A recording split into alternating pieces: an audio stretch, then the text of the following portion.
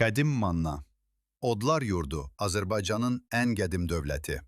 Dövlətçilik ənənələrimizin təməlinin qoyulması elə bu adla bağlıdır. Manna eramızdan əvvəl 9-cu əsrdə Urmiya gölünün ətrafında yaranıb. Mərkəzi şəhər, yəni paytaxt İzirtu idi.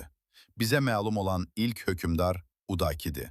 Eramızdan əvvəl 8-ci əsrdə dövlət başçısı İranzu burada mərkəzləşdirilmiş idarəetmə sistemi təşkil edib. Sonralar Aza, Ullusunu, Ahşeri və Ualli kimi hökmdarlar mövcud olub.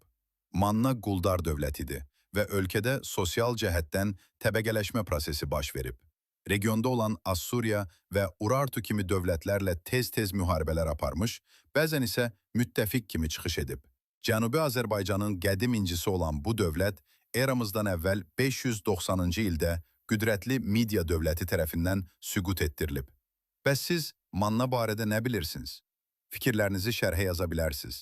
Kanala abunə olub, bildirişləri açmağı və dostlarınızla paylaşmağı unutmayın. Hələlik.